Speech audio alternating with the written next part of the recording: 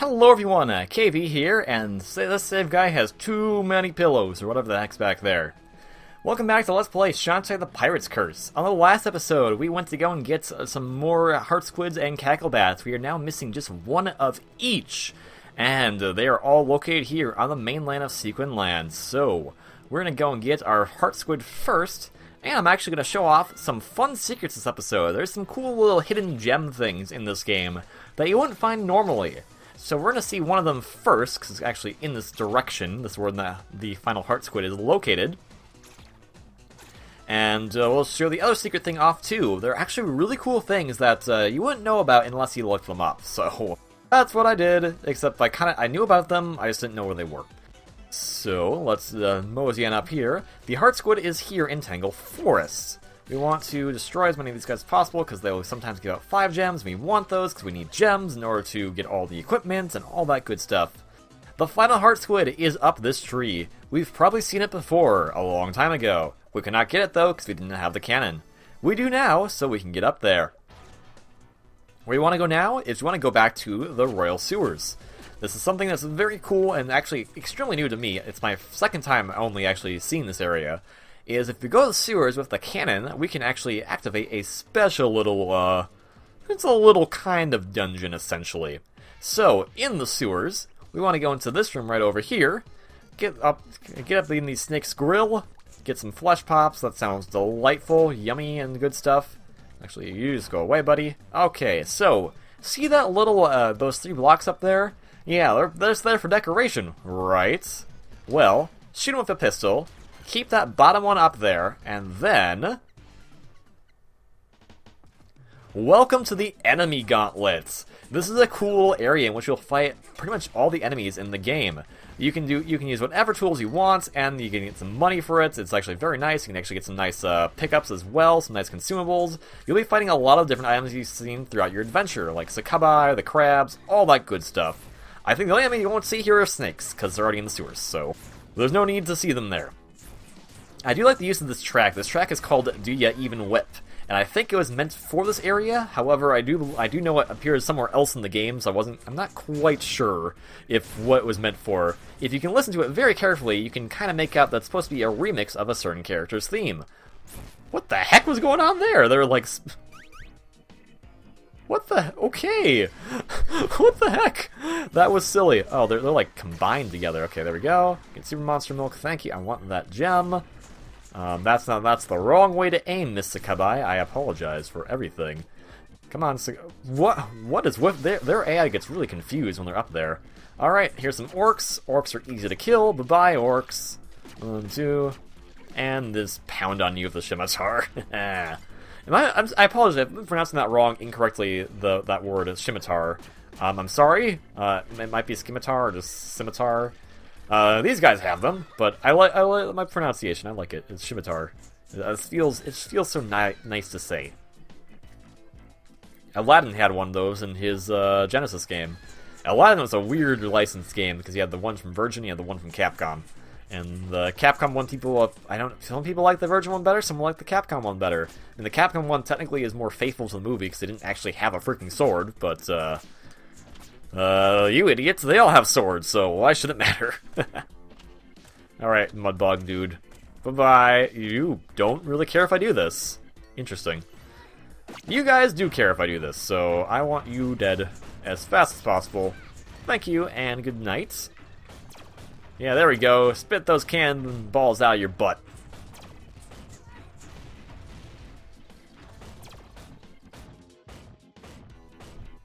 I'm Scrooge McDuck. I'm here for money. And then we get this cool bit. We get to fight all the archers. You just gotta be careful with them because they can be problematic. We got the 2 varieties. We got the Tanland Island variety. We got the Village of Lost Souls variety. Let's put on a pike ball. We have lots of them, so that's actually very useful for us right now. Just walk over. Hello, how's it going? Did your arrow still hit me? Jerk. And the nice thing about this, we're getting plenty of consumable items, so this will be nice because we'll want lots of healing items for the final area of the game. So this is actually a very nice thing to do. And we should be at our last bit, this crazy bit where we have to fight pretty much everything. We got a bat, a Sakabai, an archer, we got a Naga down there, got another one of the Scimitar ladies. Everything is going to craziness here. So we want to destroy everything as fast as possible. We even got a Scorpion lady here, just here for fun, because why the heck not? Bye-bye, Sakabai. Thank you for the pirate flare that we don't really need, but whatever. And thank you for the lobster tail that we do need. And you, if I could just shoot you and you could die, that would be great. Please, no, okay. No. There we go. Give me your gem, and then I'm gonna try to stab you. This could work. This could work. There we go. Yeah. And so that's all there really is to it. There is no actual like point to this area. It's not, you don't need it for 100% or anything. It's just a cool area that has some cool stuff in it. So that's about all. So let's get out of here, and we'll use one of those pirate flares to actually just get right back to Scuttle Town. So you don't need to walk all the way back there. Psh, walking's for chumps. You have pirate flares. We've done enough walking. So let's use one of those pirate flares in another odd pose to be using it in.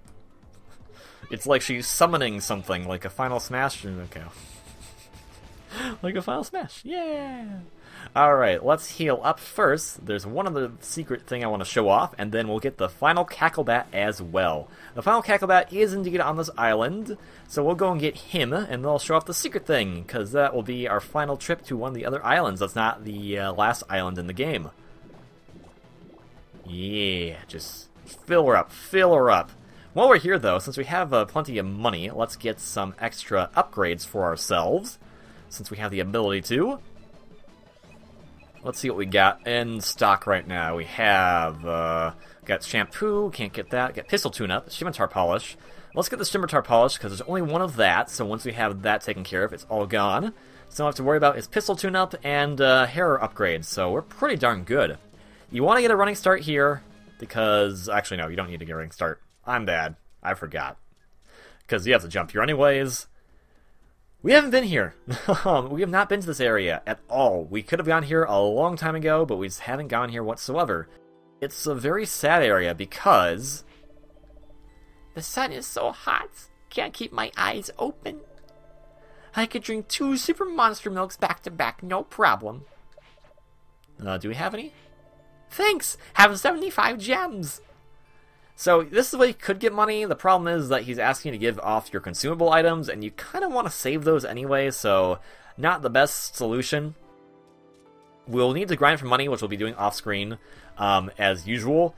But my suggestion is to go to Tanline Island, to go to the temple there. That's the best way to get money. Now, we need all the items. We needed the boots, we needed the scimitar, we needed the hat, and we needed the cannon to cross that large gap to get here, our final Cacklebats. So, Mr. Cacklebats, into the lamp with you. And that scimitar polish upgraded our scimitar to do quite a lot of damage, so that is very handy. Alright, Dark Magic, we have all the Dark Magic in the game. We should be ready to go for whatever is the terrible thing that awaits us at the end of Shantae and the Pirate's Curse. But first, we're going to head off to another secret area. I'm going to die. That's part of the plan. That's the secret area, me falling off a cliff.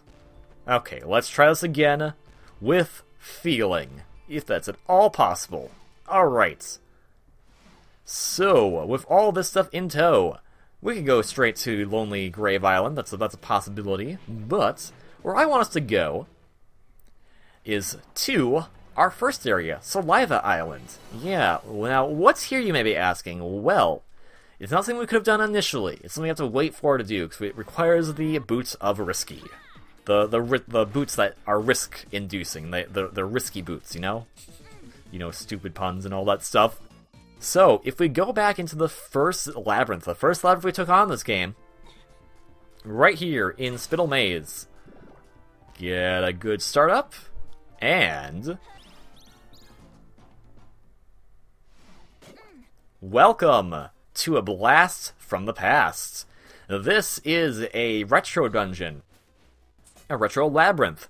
What labyrinth, you may ask? Well, if you look very closely, you can easily see that this is a carbon copy of Dribble Fountain from the first Shantae game. So, we're ending off Summer of Shantae with our first ever labyrinth in the final Shantae game, at least so far. It's a pretty cool little idea. It's a nice little throwback. There's not much point to this area. You can just you clear it like you would a normal labyrinth. Everything is intact in terms of like the area. It's a cool little idea because it's kind of like, look how far the Shantae series has come since the Game Boy Color days. Like, I like that idea of it in general. And there's also locked doors here. Now, I may be wrong on this, so future me, please correct me. There is a reason to come here. Since you can't get here until after the Oubliette of Suffering, there's not much point. I'm sure there's not much point to it, but should you come here, the keys you pick up here, they carry over to other labyrinths. So you could literally then, if you're speedrunning this game, and you already have the boots at the beginning of the game, keep in mind, you can then use these keys other places, so you could use them in any labyrinth you choose to make things go faster. So that's kind of the idea of this area. Like, this is kind of its own area, but should you be speedrunning this game, you'd be probably doing pirate mode anyway, which allows you to have all the gear from the get-go. You'd be getting 2 free keys that you can use with whatever choice you want to. So I'll find out a speedrun that will be going on sometime soon at SGGQ as to see what they do, because I'm very curious about that. This game was indeed built for speedrunning, so this area, while being a nice throwback, I think is also meant for that as well.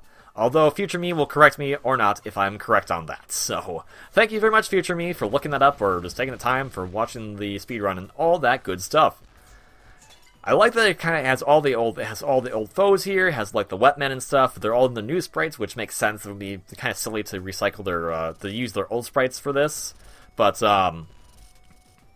it's a very nice area, very cool, very nice little throwback. We even got this, and that's even random. That's cool. When I was playing my practice file, that was a different pattern entirely.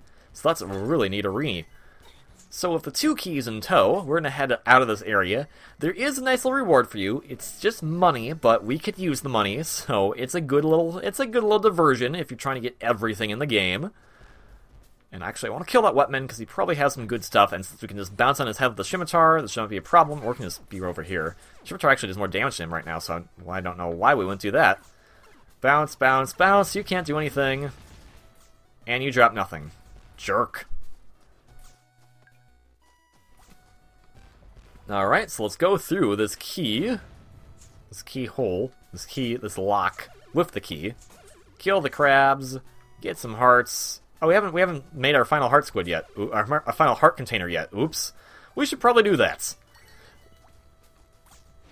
And then go down here. Like, it even has, like, the secret areas. Like, you remember this place? Like, it was kind of hidden from us in the first game. So, like, this is actually kind of a cool little tool. You could use this area as a way to kind of gauge how that first labyrinth goes. It is an exact copy of the first labyrinth's map. And it kind of makes you understand, like, how, like, limiting the Game Boy Color was, but how amazing it was, too. This is a pretty long area. Oh, you're gonna flame a butt. Of course you are. And so, both using that key, we're done here. Oh, there's a Wetman. Whoa, that was really crazy. Looking at the recording, make sure it came out okay. Oh my goodness. And get some more gems. And finally, 3 pots. We get some nice consumables. We get Pirate Flare. We get some Monster Milk. We get anything else? I think we got an Auto Potion as well. That will be invaluable to us much later. So it takes us out of that area, and we're back here in Spittle Maze. So that's all there really is to it. It's a fun little secret. Let's use our pirate flares one last time, get back to the ship, and get our final heart container. I really like that. Those 2 little secret areas kind of make it like, I'm sure there's probably even more secrets yet that people have not yet discovered that they put into the game. That's kind of how much like chock full this game really is. It's a good long game in its own right, but at the same time, there's also kind of its own secrets that are just there for like kind of just more like secret, like, hey, you know about this thing? Like, think about the old days of yesteryear, like, and it's like, hey, do you remember the secret, like, when you found the secret thing in, like, one of those old games? You, like, told your friends, like, hey, do you know about this secret? And, like, it may be completely pointless, but it's a secret, and you know about it, so you want to tell everyone about it. So it's kind of like that, essentially. So, we're going to end things off here. I'm going to have to do some crazy off-screen grinding for money, because let's get our only thing we can possibly get right now, which is the pistol tune-up. We still need to get another pistol tune-up, another shampoo, another silky cream. There's 3 pistol tune-ups. A lot of money we still need to get. So I'll be doing some off-screen money grinding.